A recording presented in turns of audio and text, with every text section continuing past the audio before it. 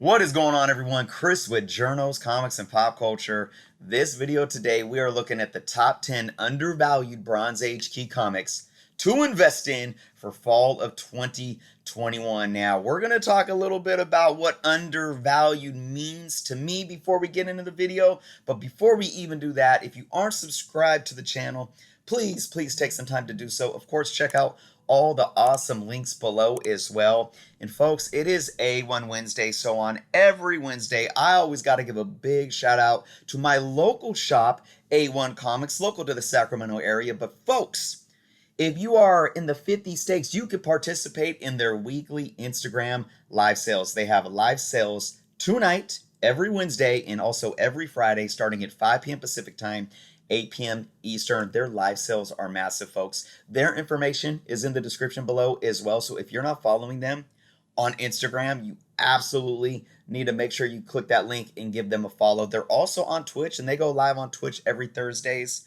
All right. If you are in the Sacramento area, though, and you're looking to sell, A1 Comics is buying comics, Pokemon, Magic, trade paperbacks, pulps, toys, statues, original art, and more. You can see their contact there.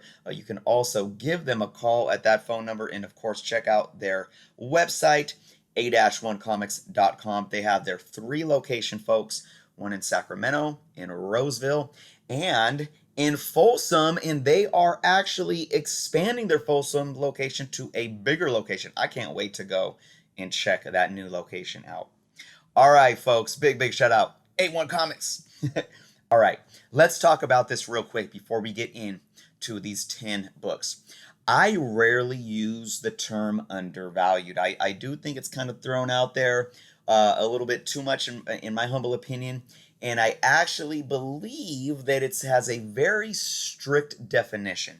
To me, undervalued means that it involves some type of intrinsic value that has not been realized yet. Now, some people can argue, well, that's movie hype. Maybe they're going to appear in a movie and it's all about this speculation driving the value. That's arguable, but I think these books that I picked today, although some may have possible movie hype coming, I think there's also more intrinsic value that's just already there in the comic books that make these comics special, regardless of movie hype, that I believe are going to be indicators that continue to increase these books over time. So, all right, one last thing before we get into it, though. Remember, we're going to count down according to increase in value over the last 5 years. So we're going to look at current fair market value. We're going to be looking at fair market value from 5 years ago.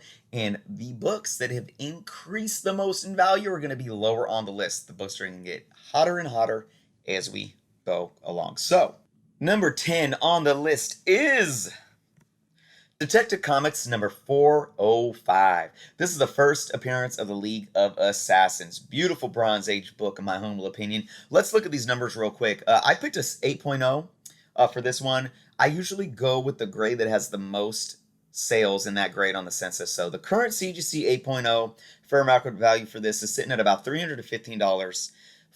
I didn't find 5 years ago sales, so I can only go back 3 years for this one. So in 2018, your fair market value was sitting at about $255. That's a 3-year increase of 39%, so a solid little bump. Average raw sitting at about $143. So what does average raw mean?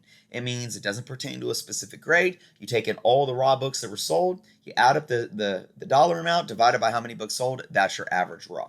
All right. High raw, again, it doesn't pertain to grade. It's just the high dollar amount sale, the highest in price, $266. So when you talk about undervalued, I think a lot of DC books are undervalued right now just because a lot of demand has been towards speculation. And when we talk about speculation right now, a lot of that demand is on Marvel books. Why? Because of the MCU.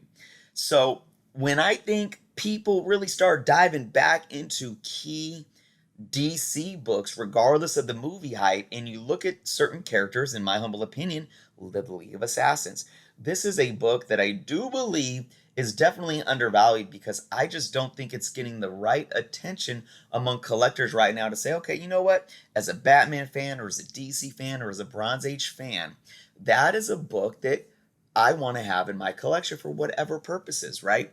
If you look at this 39% increase over the last 3 years, it goes to show you, one, that Bronze Age books, especially if there's some type of key to it, have a good track record of just increasing value over the long term, right? But it's not this huge increase. And you're going to see that most of these books on this list don't have huge increases. I just think that's because some of these books have kind of taken the back burner, and the attention has been taken away. I think there's a lot of intrinsic value in this book. I said that with the Ra's al Ghul as well. I think these characters, for me personally, I absolutely love them. I think there's a lot more that they could do with these characters in the comics, as well as if they ever flesh them out in live action ever again. All right, we are moving on to number 9 on the list. This is Spectacular Spider-Man, number 64, the first appearance of CLOAK and DAGGER. So this book got a little bit of heat under it when the Hulu show, CLOAK and DAGGER show, came out, which wasn't a horrible show. It was decent. But obviously, it didn't do what Disney Plus or the MCU does. But let's look at these numbers right now. Current CGC 9.6 fair market value, $257. 5 years ago, $185. Okay, that's a 5-year increase of 39%. Hey, another 39% increase. If you look at average raw, $48. All right, high raw, $71. So again, I can't tell you what grades those were, but still a very affordable book. When you think about Spider-Man, Spider-Man has so many cool villains and just characters that he's teamed up with and kind of brought up. You see certain first appearances showing up in Spider-Man books that end up becoming solid characters on their own. Punisher or Black Cat. And both of those, they're not necessarily full-on villains. Obviously, Punisher is the anti-hero. So whether villain or hero, and I think that there's just so much of them in the catalog that sometimes CLOAK and DAGGER get overlooked. For a Bronze Age book, I personally believe there can definitely be a lot more intrinsic value added into this book over the next 3 to 5 years. Again, this is regardless of movie hype. But with the TV show on Hulu doing what it did and being a decent show, I think if we do get these characters back into the actual Marvel Studios properties into the MCU, I think these characters are absolutely going to shine. So I absolutely look for this book to continue to increase in value, even if it's slowly but surely over time, especially for that long term. All right, number 8 on the list today, folks. Mr. Miracle, number 4. This is the first appearance of Big BARDA. Okay, this is a decently big book already. Earlier, Bronze Age book. Let's look at these values. I took a 9.0, current 9.0 CGC, sitting at about 352. 5 years ago, 250. That's a 41% increase in sales. All right. I believe I have these flipped around, and I apologize for that, folks. The average raw is $68, and the high raw was $95. So still being able to find this book in maybe a decently higher grade. Again, I don't know that high raw, maybe somewhere around a fine, maybe a fine plus for an earlier Bronze Age book. I don't know. But I think that's decently affordable for this book. Again, we look at DC books that don't have this movie hype around them. And I think Mr. Miracle is a character that has been kind of undervalued for a long time too, that I think with the state of the market that we're in right now, and we saw that DC is bringing Mr. Miracle back and really trying to do something with them in the comic books. I'm a Mr. Miracle fan, man. I don't know about you guys, so maybe I'm just biased on this one with Big BARDA. I think this book should be, I'm not going to sit and put it up like at a Hulk 181 or a Giant Size X-Men #1 or even a Punisher, first appearance. Not like that, but I do think it needs to be, and when I say need, again, I'm showing you guys my bias. I think there's a lot of wiggle room, a lot of ceiling, even in the short term. All right, before we move on to number 7, guys, I want to give my little spiel about how I am not here to tell you guys to go out and buy any of these books just because I'm talking about them. As always, I'm here to bring you facts and data and sprinkle in my personal opinion of the books, of the market, and what these books can potentially do on the market in the future. All right, so always be educated, make sound purchasing decisions, and you got to always have love for the books or be willing to take the risk of any investment decision that you make. Number 7 on the list is Daredevil 170. This is the first appearance of Kingpin in Daredevil title, and it's also Kingpin's name reveal, where we know he's Wilson Fisk. I just had this video in my top Daredevil book to invest in video that I just did. I am on this book, folks. I really am. Now let's look at these numbers. Current CGC, 9.8 fair market value, sitting at about 285. 5 years ago at 157. That's an 82% increase in sales. Average raw, $27. High raw, $73. Like I said a couple weeks ago when I talked about this book, I can't believe how much this book has been overlooked. I mean, we know what Kingpin and Daredevil have meant to each other, even though Kingpin has always been another big Spider-Man villain, made his first appearance and was introduced in the Spider-Man comics. When we talk about Kingpin, I think the first superhero that comes up in our minds, more than Spider-Man even, is Daredevil. I mean, look, we had a Daredevil TV show, and who's in it? Kingpin. We had a Daredevil movie way back in the day with Ben Affleck. Who's in it? Kingpin. Kingpin and Daredevil, synonymous, folks. I can't believe how undervalued this is, in my humble opinion, and I said this as well. We know that Amazing Spider-Man number 50, his first appearance, has been shooting through the roof. 51 being a second appearance and first cover appearance. That one's been kind of gaining traction. I look for this one too as well. And look, if we have to talk about movie spec, and if we see Vincent D'Onofrio come back in the MCU and reprise his role, anything Kingpin is going to go absolutely nuts, folks. So this is one, I definitely recommend being on the lookout for. Look in your back issue bins. See if you can find deals for this. If you can find this book in a decent grade for under $20, I think it's a solid, low risk investment. All right, we're going to move on to number 6. This is All-Star Comics number 58, another DC one that just, this is the first appearance of Power Girl. This book actually has been kind of blowing up as of late. Let's look at these numbers. Current CGC 9.4, sitting at 409. 5 years ago, 205. That's basically almost 100% increase in value. So solid. Average raw still sitting at about $82. High raw sitting at $154. And I think that's slowly going up here too. Well, I mean, maybe not too slow anymore. I've always appreciated Power Girl. When you take a different approach to Supergirl, and you bring in multiversal aspects of characters. I think DC did a really good job with that early on. And we see how big that's playing out in the MCU right now. But I think Power Girl definitely can continue to get more love just as a comic book entity. Again, showing up in a live action film or something like that. That's one thing I always say. DC right now doesn't have that momentum. It's not there. So that's why if you're looking to invest in DC keys, it could be a good time to find some before they really kind of get that speculation push, if DC and the Warner Brothers ever really get the ball rolling with a connective universe. All right, everyone, we are halfway through, and before we get to the top 5 books on the list, I got to take a second to just let you guys know that you can save 10% off of your comic book supplies. The link below in the description is there to bcwsupplies.com. You can use the code JOURNOS and receive 10% off of your order, no matter how big or small that order is. And you can use that code as many times as you want. It never expires. So I highly recommend taking advantage of that, to where you can save some money and keep some money back in your pocket. And I, as well, I stand behind the BCW product, folks. It's almost all that I buy. Almost. All right, let's get into these top 5 books. Coming in at number 5 is Fear. Number 19, the first appearance of Howard the Duck. Yes, folks, this book is on my list. And this book has already been gaining steam.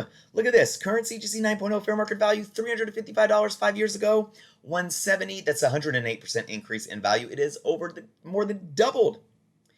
Average raw, $98. Now look at this. There's a high raw that recently sold for $419. I said that was an outlier. They had it down as an immaculate, near mint comic book. Your high grades, your high sales and raw usually have been in the $300 and something price range. So that $419 was a bit high. Here's the thing, folks, and this is why it's on my list. I think we are in an age where these obscure characters are going to start getting more popular. I really do. I think, I think Marvel with these characters here too. And, you look at like, who do they, Moon Girl, that they brought back. And I know that's not as obscure. Howard the Duck is pretty obscure, but I really think there's a market there.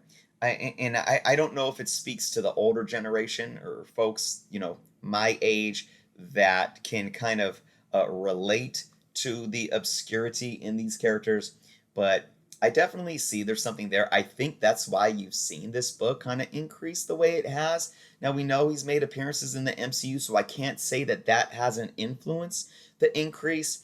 This is one that, I would be hesitant to like jump on and pay top dollar for, is this big key. But it's my kind of hypothesis and guess that I think there's going to be a bigger growing market for obscure characters, maybe in the next 3 to 5 years. And that's why I put this on the list, folks. So let's get into number 4, more DC love, new Teen Titans number 2 in the first appearance of Deathstroke. Folks, I think Deathstroke's first appearance is highly underrated. Now, this book I can kind of compare to, like the first appearance of, as a Bronze Age book. I mean, you could compare it to, the first appearance of Deadpool for obvious reasons, but I could compare this to the first appearance of Punisher and Amazing Spider-Man 129, and that book blows this book out of the freaking water. Now, I know, apples and oranges maybe, and I'm not saying that this book should be worth as much as Amazing Spider-Man 129 at all, but I just think it should be closer. This book should be worth more money, in my opinion. You guys know me when I say this should be. I'm not saying that without ground. It boggles my mind that the demand has not been there, because you guys know me. I'm not just going to throw out, why isn't it worth this? It should be worth that. What I'm trying to say is this. I think that more people should be demanding this character because of how iconic he seems to be. And I know he is for me too. Let's look at these numbers. CGC 9.6 fair market value, $460. 5 years ago, $210. That's a 5-year increase of 119%. Average raw, $135. High raw, $450. So personally for me, when I look at similar books from the similar era in similar characters, I could easily say that this book right now in a 9.6 could easily be worth $1,000. But look, why is it not? Why is it not? Because there aren't people out there that are demanding the book and that are driving the demand past the available supply, and then making a conscious decision saying, $460, I'm willing to pay $500. Now I'm willing to pay $600. I'm willing to pay $700. I'm willing to pay $1,000. It's just not happening. So, can it happen? Will it happen? I do see this book increasing, of course, for that long term. Will we get a jump on it? I don't know, folks. I don't know. I'm hopeful because, like I said, Deathstroke is one of my favorite DC characters. So, all right, moving on to number 3, guys. The top 3 on the list. Number 3 is Nova. Number 1, first appearance of Richard Rider. Nova. Okay, these top 3 books are going to have a pretty decently large increase in value over the last 5 years. So calling these books undervalued it could be a bit of a long shot at this point. I do believe they were undervalued for a very long time, and there could be movie hype involved, which could be driving it. So take that with a grain of salt too if you want to call them undervalued. But here's the thing. This book has absolutely been on fire. All right. And I think a lot of that has to do, though, with the simple fact that they think that Nova's going to show up in a movie. All right. Current CGC 9.6 fair market value sitting at $568. 5 years ago, 170. That's a 234% increase in value. Average raw sitting at $96 and a high raw. High raw sold for $249. I remember talking about this probably not quite a year and a half ago. And I said, this is a sleeper right here, folks. I think high raws were going for, probably around $100 or just over $100, maybe $100, $125. This book has definitely increased. So look for it to continue to go up. I do believe we're going to see him in a movie too. So add that to it, and this book is going to boom. All right, number 2 on the list is Tomb of Dracula, number 1. This is the first appearance of Dracula and the first appearance of Van Helsing. So let's look at these numbers, and then we'll talk about it. We picked an 8.5 CGC out for this one. Current fair market value, $688. 5 years ago, $137. Wow, it's 5 times the value, folks. 402% increase in value over the last 5 years.